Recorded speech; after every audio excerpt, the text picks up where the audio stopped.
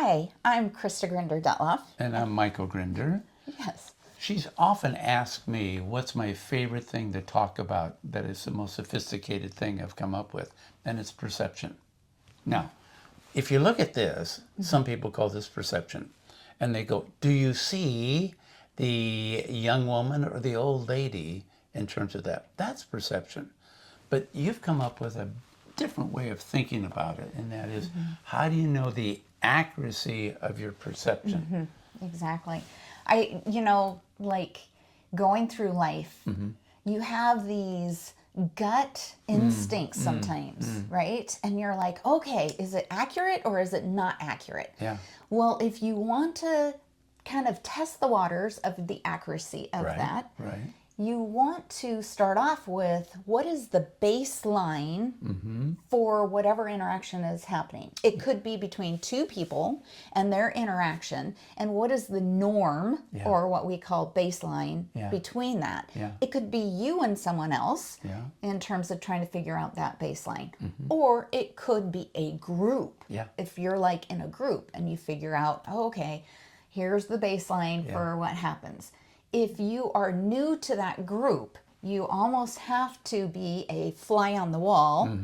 And it's easier when you're brand new to a group to be a fly on the wall because you're not part of that group yet. Right. But if you're already a part of that group and now you're trying to do the study, you really have to disassociate in terms of you're present there, but you're like that fly on the wall, looking back at the group. To see, okay, what would someone say is our baseline? Yep. Now, the baseline, after it's established, it's actually looking for peaks and valleys. Yes.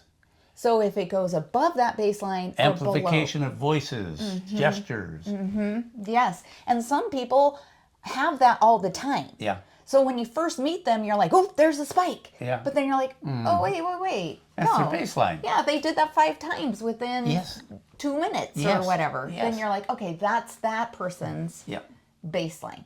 But it's really only paying attention to those spikes and valleys. Yep. Right? Peaks and valleys. Yep.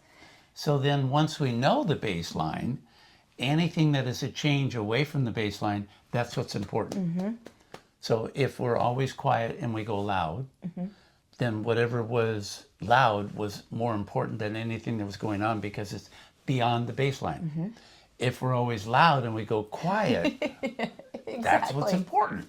Exactly. So that's why you have to remove yourself because your baseline might be a mismatch from the other person. Yeah. And so it's analyzing their baseline to know when, okay, they might be this much higher than me, but their then peak is going to go even higher than that. Yeah. And that's when you pay attention to it. Now, when those things happen, that gut instinct that you might have, you're like, okay, I feel like this might mean X, Y, or Z. Right. Well, actually, we're just going to go right back to that Y. Yeah.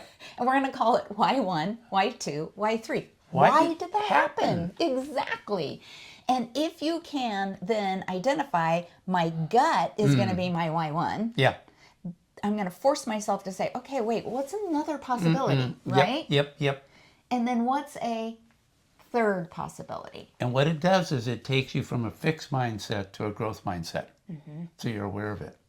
Now, once you have the 3 possibilities, then you ask yourself, if Y1 gut was true, what would I see next in reality?